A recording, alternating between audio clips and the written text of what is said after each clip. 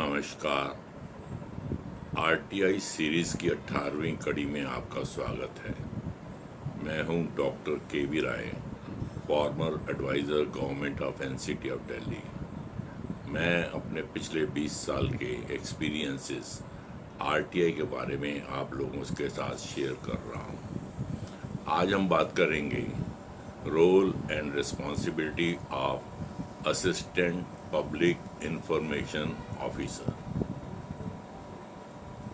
हर public authority को एक या एक से ज़्यादा public information officer, assistant public information officer और फर्स्ट एपेलेट अथॉरिटीज़ डेजिग्नेट करने हैं ताकि आरटीआई एक्ट को लागू किया जा सके।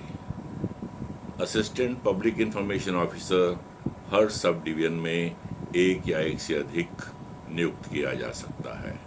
नॉर्मली एग्जिस्टिंग ऑफिसर्स को ही इस डेजिग्नेशन के साथ सुशोभित करते हैं और वो ये आरटीआई का काम अपने काम के अलावा देखते हैं।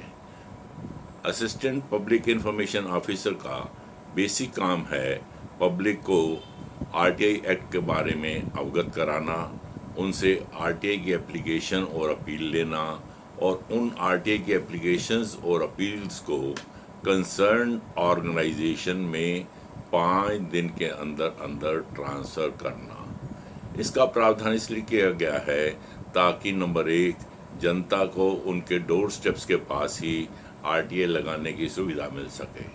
नंबर 2, जनता को आरटीआई के बारे में ज्ञान मिल सके। नंबर 3, यदि कोई इलिटरेट या आदमी असहाय है, किसी कारण से आरटीआई लगाने में सक्षम नहीं है, तो उसकी मदद की जा सके। इस प्रकार स्टैट्यूटरी फंक्शन जो है असिस्टेंट पब्लिक इंफॉर्मेशन ऑफिसर का, वो तो यही है कि वो किसी भी आरटीआई एप्लीकेशन को रिफ्यूज़ ना करे, भले ही वो उसके दफ्तर से परटेन करती है या नहीं करती है। यहाँ मैं एक इंसिडेंट आपको बताना चाहूँगा। जब आरटीआई एक्ट 2005 के अंदर शुरू में आया तो एक लेडी ने फूड एंड सप्लाईज डिपार्टमेंट के अंदर आरटीआई लगाने का प्रयास किया, परंतु किसी ने भी उसकी आरटीआई एप्लीकेशन नहीं ली। उसके बाद उसको किसी ने एडवाइस किया कि आप सीधे ही कंप्लेंट सेंट्रल इंफॉर्मेशन कमीशन में डाल दीजिए।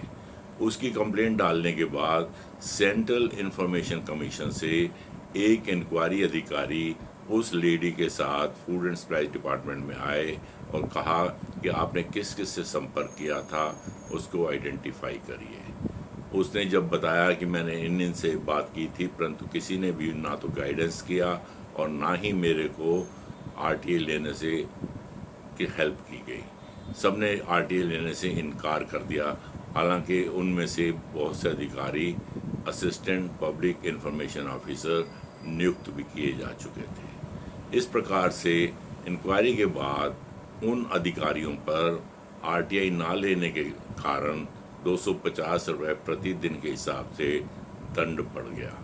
इस प्रकार ये हमें लेसन देता है कि आरटीआई की रिक्वेस्ट चाहे किसी भी डिपार्टमेंट की हो, हमें वो एक्सेप्ट करनी पड़ेगी और उसके बाद प्रावधान के अनुसार 5 दिन के अंदर अंदर उसको कंसर्न डिपार्टमेंट के अंदर ट्रांसफ़र करना होगा और उसका इंटीमेशन भी उस व्यक्ति को भेजना होगा कि आपकी आरटीआई एप्लीकेशन या अपील मैंने फलां दफ्तर को भेज दिया है, इसके बाद आप उनसे संपर्क करें। इसके बाद आरटीआई के बारे में बहुत सा एडमिनिस्ट्रेटिव वर्क भी होता है जिसके अंदर असिस्टेंट पब्लिक इंफॉर्मेशन को असिस्ट करना पड़ता है।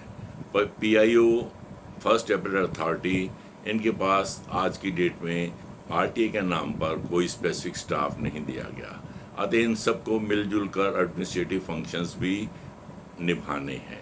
जैसे प्रावधान करना कि आरटीआई एप्लीकेशन के लिए कोई काउंटर बना दिया जाए, उस काउंटर पर किसी को रेगुलरली बिठाया जाए, वहाँ पर फ़ीस लेने की सुविधा दी जाए, फ़ीस के एवज में रसीद देने की सुविधा दी जाए, जो कैश आया है उसको जमा करवाने का प्रबंध किया जाए, जो poster order, bank draft etcetera fees के रूप में आते हैं उनको एनकैश करवाना, उन सब का रिकॉर्ड रखना। उसके बाद उनके बारे में उनका एनालिसिस करना, रिकॉर्ड भेजने के लिए जो है लेटर्स तैयार रखना, आपके का लेटर फॉरवर्ड होना है, किसको फॉरवर्ड होना है, उनके लिए एनवलप्स हों, लेटर साइक्लोस्टैट हों, अधिकारी की अपनी स्टैम्प हो, इत्यादि इत्यादि। सो इस प्रकार से एडमिनिस्ट्रेटिवली जो भी हमें काम करना है उस सब की तैयारी भी असिस्टेंट पब्लिक इंफॉर्मेशन ऑफिसर और पब्लिक इंफॉर्मेशन ऑफिसर को करना है, ताकि ना तो इसके अंदर डिले हो और ना ही रिफ्यूज़ल हो। आरटी के एप्लीकेशनों का एनालिसिस करना भी एक बड़ा महत्वपूर्ण काम है कि साधारणतः ये देखा जाए कि लोग किस फील्ड के अंदर ज़्यादा आरटीआई लगा रहे हैं और क्या उसका कारण है, ताकि यदि वहाँ पर कोई एडमिनिस्ट्रेटिव रिफॉर्म्स वगैरह करने की आवश्यकता है तो उनको भी किया जा सके। सो इस प्रकार से असिस्टेंट पब्लिक इंफॉर्मेशन ऑफिसर और पब्लिक इंफॉर्मेशन ऑफिसर को स्टैट्यूटरी वर्क के अलावा भी बहुत सारे नॉन स्टैट्यूटरी फंक्शंस भी करने हैं। कल को जितनी भी फीस आई है उसका ऑडिट भी होना है, तो इसलिए रिकॉर्ड जो है सिस्टमेटिकली मेंटेन किए जाएं और ऑडिट भी उसका करवाया जा सके। तो इस प्रकार से आरटीआई के अंदर केवल आरटीआई एप्लीकेशन लेना और फॉरवर्ड करना ही काम नहीं है, बल्कि उससे संबंधित एलाइड फंक्शंस, उसमें एपीआईओ को भी मदद करनी होगी और अन्य स्टाफ के मेंबर्स को भी मदद करना होगा। आरटीआई के अंदर एक प्रावधान है कि डीम्ड पीआईओ का, जिससे भी पीआईओ, फर्स्ट एपेलेट अथॉरिटी या असिस्टेंट पब्लिक इंफॉर्मेशन ऑफिसर कोई मदद मांगता है तो वो उसके पर्पज़ के लिए डीम्ड पीआईओ बन जाएगा और उत्तरदायी वो भी होगा यदि डिले हो जाता है या कोई दंड पड़ जाता है। तो इस प्रकार से आरटीआई के अंदर सारे कर्मचारी, सारे अधिकारी, चाहे वो पीआईओ हैं या असिस्टेंट पब्लिक इंफॉर्मेशन ऑफिसर हैं या नहीं हैं, सारे के सारे यदि आरटीआई को हैंडल करते हैं तो they are deemed PIO and APIO. इस प्रकार से उनके ऊपर भी दंड का प्रावधान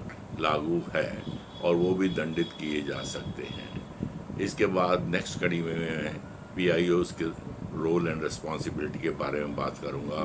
तब तक के लिए धन्यवाद।